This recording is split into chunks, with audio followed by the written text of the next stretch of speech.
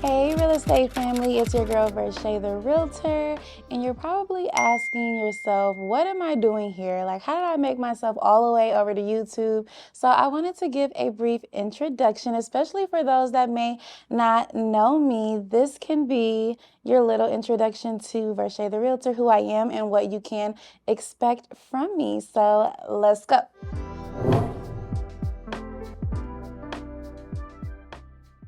First, let's get into my favorites. My favorite color is purple. My favorite character is SpongeBob SquarePants and Scooby-Doo. I like both of them.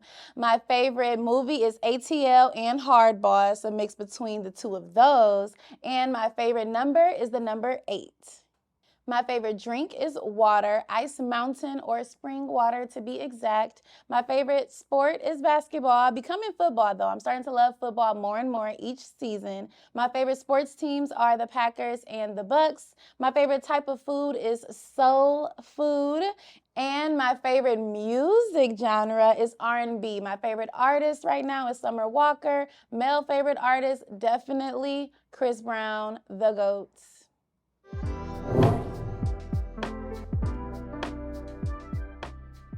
So my name is Vershae with a V, Vershae. Some people call me Shay, some people call me V, some people call me V Easy. You know, life is what you make it with that one. But my name is Vershae. My birthday is July 31st. I am a Leo, a big Leo, the biggest. Okay.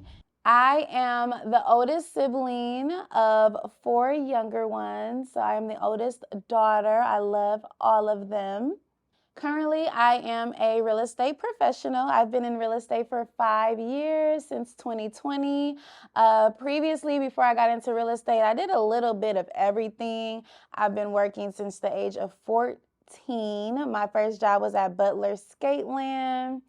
I was getting paid underneath the table, okay? I don't even know if I was really supposed to be working there legally, but that was my first job at 14, and I've been working ever since. Since then, since my first job, I've had experience in the customer service realm. I've had experience working with adults with special needs and incontinence care. I've also worked a little bit of retail. You know, you name it, I've probably done it. A lot of call center jobs. I was a telemarketer before. Yeah, you know, jack of all trades, but I met my niche of real estate, which is the career that I am in now and killing it, might I add. Some of my hobbies and interests, every time I get asked like my hobbies and interests, I never know what to say because I literally just enjoy doing the smallest things. So I think like some of my hobbies are reading, I guess I would say, traveling. I like to travel a lot, especially with family. So hanging out with family is a hobby or interest of mine. Working out, your girl be in that gym, making sure fitness is a top priority. That is a key interest of mine. And also self-care is like one of my biggest hobbies, making sure that my insides and my outsides reflect, how I'm feeling and how I want to be perceived out there in the world. So a lot of massages, a lot of yoga, sound therapy, facials, hair done, nails done, everything did, all the things. Those are my hobbies and interests. Some of my dislikes, I guess I would say, I can't really say I have dislikes. I think it's just certain things that like you have to have, the good and bad in the world. So I would just say like my dislikes are majority of everyone's dislikes, right? Like greed and gluttonous behavior and liars and manipulators and things like that. Like those are my biggest icks, like people that just can't keep it real, people that cannot tell the truth, people that cannot communicate, people that cannot have conversations. Those are like my biggest icks. And that's in any realm of life, rather if it's professionally, personally. Like I feel like that's one of my biggest pet peeves is people that just can't really like face the music, because honestly, life is a little too short for us to be like leaving context clues to how we really feel. I feel like you're an adult. you should be able to express that. So that's one of my biggest pet peeves. And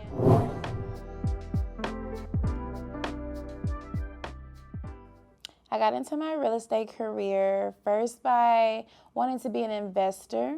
I wanted to start looking into the, lower end Milwaukee properties, fixing them up, reselling them, the simple fix and flip method, and just doing my research about real estate and a lot of the, Milwaukee market specifically. I ran into exactly what that entails, and I saw that there's multiple careers, multiple roles within the real estate umbrella that you can pursue. So I'm talking inspector, appraiser, salesperson, which is what I landed on, but property manager, title rep, lender, literally so many things. So I just kept doing research, and I'm like, I could actually do this. Like, just looking at some of the books that I was reading and some of the articles, I felt like a salesperson would be closer to some of the background that I have and just my personality in general. But even with wanting to become a salesperson and pursuing my license, I still wanted pretty much just to have access to like the market, the MLS, which is where all the listings are, so that I can still be an investor and kind of just have, the ends on the market and be supported by a brokerage and stuff, but not do too many sales and really just focus on building my real estate portfolio as it pertains to being an investor. And things changed quickly for me. I started in school in 2019 at MATC, Milwaukee Area Technical College. That's where I went for my real estate degree. They have an associate's program there with an emphasis in real estate. So I started there. After the first semester, we were certified to take our Wisconsin salesperson exam, and I took that exam in the fall of 2020, and I passed first try.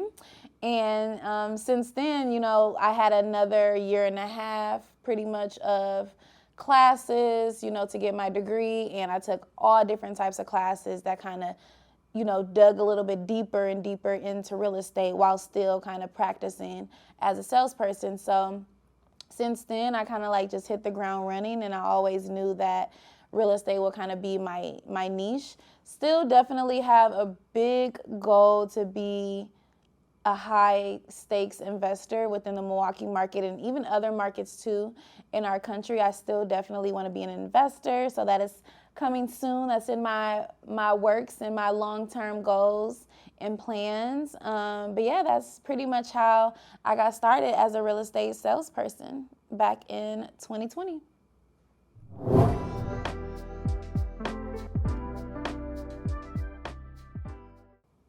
What I like most about my career is definitely the flexibility. That's the main key thing, because, when you think of a career, you do have to think about your time and your money. Those kind of are the main two in my perspective when you're choosing a career, and then you kind of fall in love into it once you do it, right? But the main factor for me was the time and the flexibility, being able to kind of create my own schedule, being able to also have a personal element to my business, and I can kind of do things the way that I want and represent my business in the way that I want, have it be a reflection of me and not someone else's company. Actually, being an entrepreneur and being the CEO is a big deal for me. So that kind of all ties into that flexibility piece to me. That's kind of like the main thing that I truly love about real estate is the flexibility and where it can go, honestly, on a given month to a year to 5 years. Your sales are really what you make them, because the market is going to be the market, but you really determine, your take home and how successful your business is based on how you do business. So I love the fact that it's kind of like a gamble in that sense that, you have to put in what you want to receive out of it. That's the number one piece that I love about it. The second is obviously the stories behind all of my clients, my sellers, my buyers, my investors.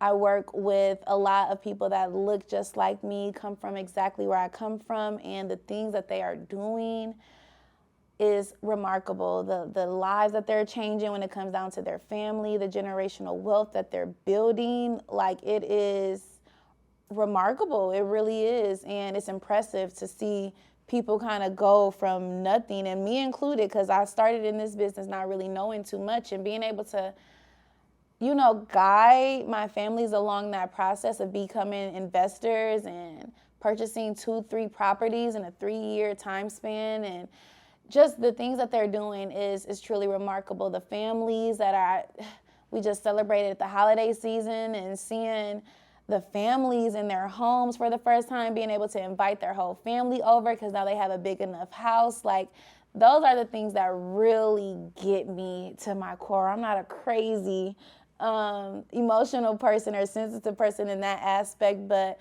that really does touch my heart, that it's a part of changing lives. Like, at the end of the day, they're doing all the work, okay?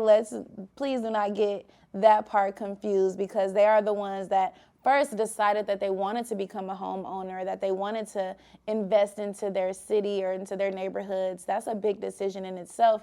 And then you got to go out and seek the knowledge. You got to go out and actually want to sit down with somebody and want to look at your finances and want to see a change for yourself and your family. So they do all the hard work. I'm just there to kind of, with the assist.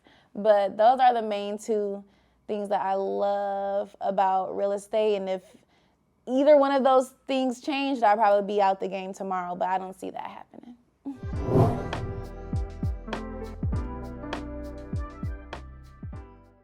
So if you're interested in starting a career in real estate, I would advise you to start kind of where I started, right? Is like from the ground and doing some real research.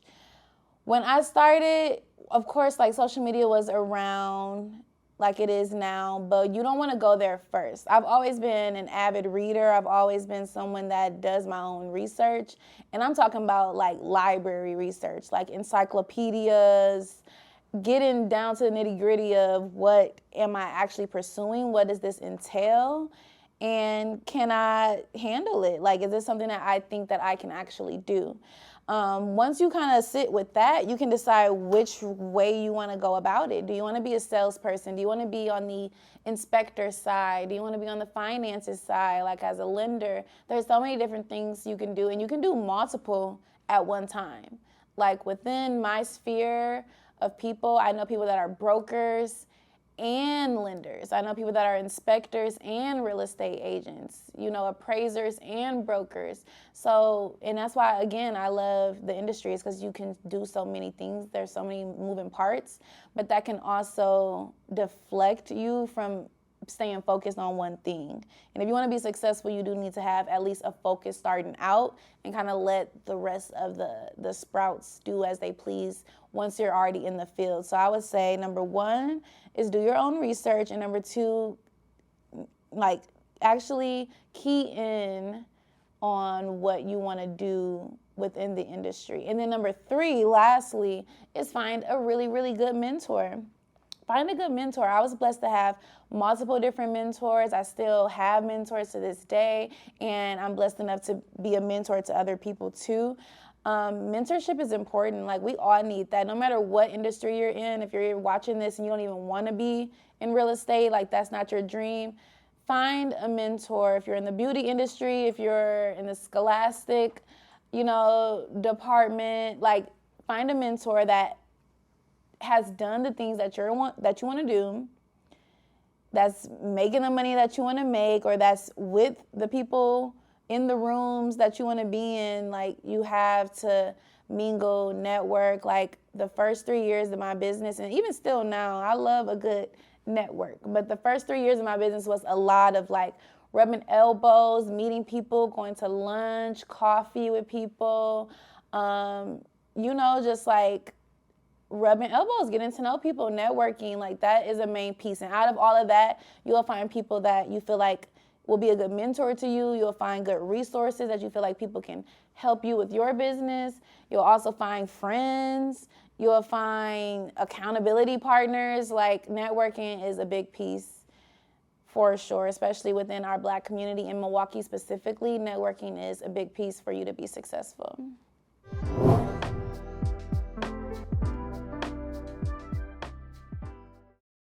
The everyday life of a real estate professional, for me specifically, there is no everyday life. Like, every day looks different, and that is, again, why I love the fact that it's so flexible, because you don't have to have a cookie cutter day, Monday through Friday, and then your Saturday and Sundays, like, I gotta fit all this in. Like, that's not the case in real estate, and that's absolutely what I love about it.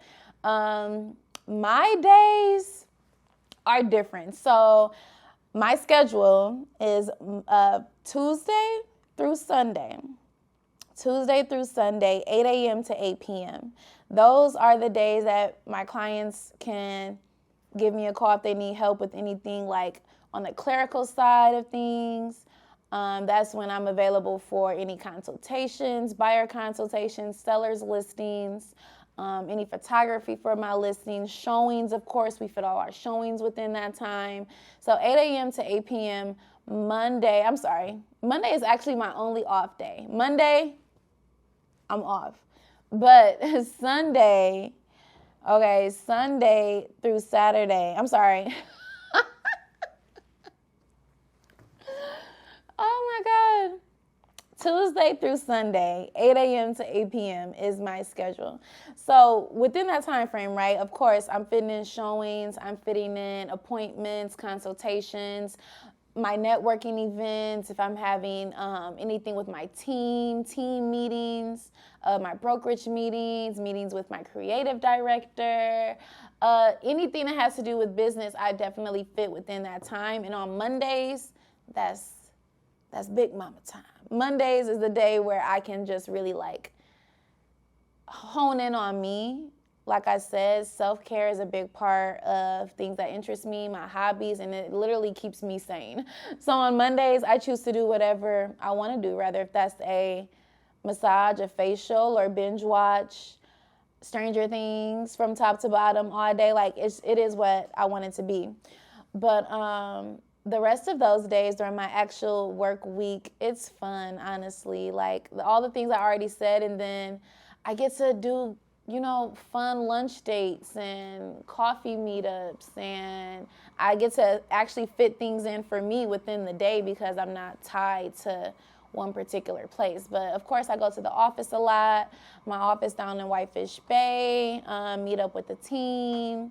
And again, like running errands throughout the day. I might go get an oil change or something, a car wash, you never know. But then I'm driving across the city to make a showing or to go meet my buyers at their closing. So one thing that I will say about agents, we run them miles up, okay? Like, the miles are on that little car is gonna get ran up. I just bought a new vehicle, well, not just, but it's been about 2 years since I just bought my last vehicle, and yeah, the miles show. So you're gonna be running all around the city and doing that. So majority of my day, honestly, is driving, 1,000%.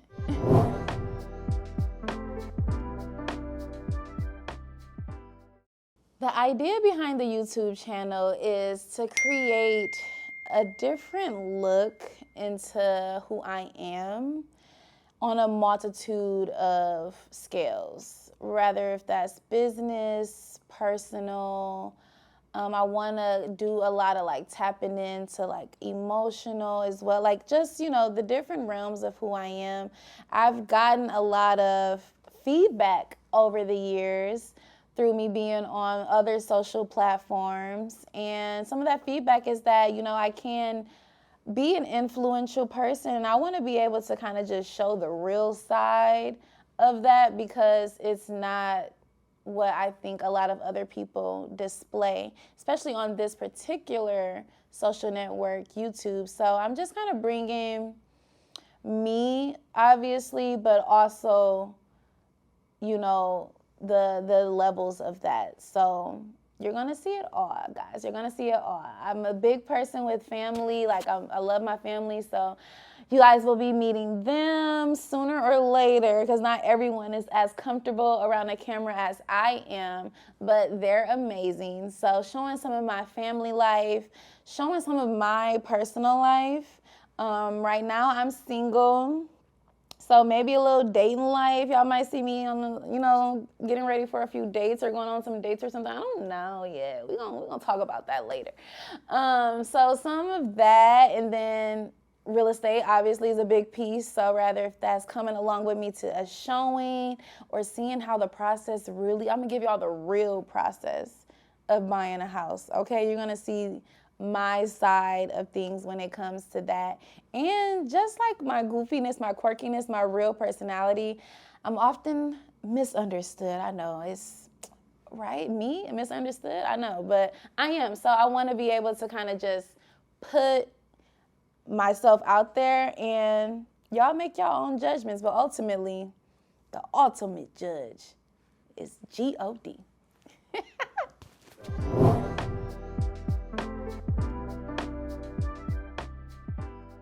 Okay, words of advice.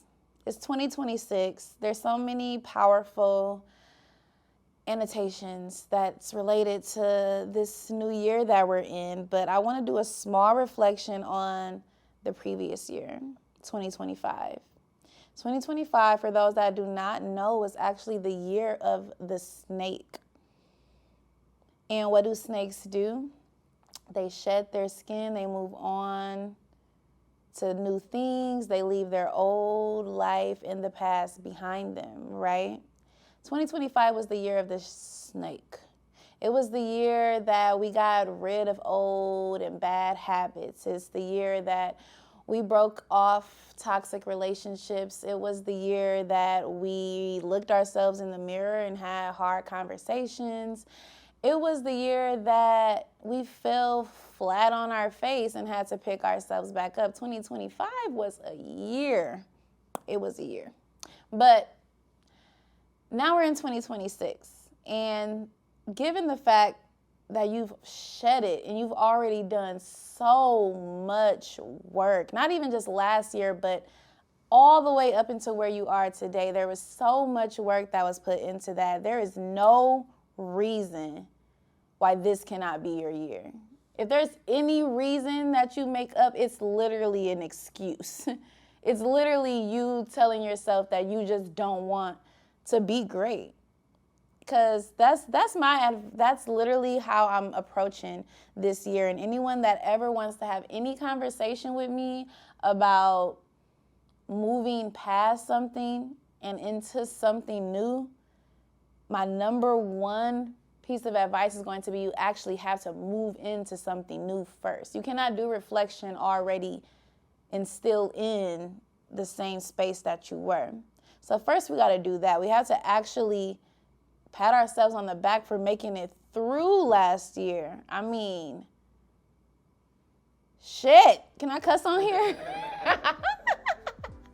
I don't know if I can cuss on here, but you guys are following me now, from 2026 and beyond, which is so exciting too. And that's why I'm really excited that I'm doing this YouTube page, because imagine when I'm doing videos in 2036 and I'm reflecting on this one. But a big piece of that is literally leaving the past years behind. So my biggest piece of advice is let that shit go. Let it go, let the people go, let the hurt go, let the disappointments go, let the expectations go, because a lot of y'all got expectations and the expectations are not matching the work ethic, it's not matching the mentality, it's not matching the promise. You got to let all that stuff go.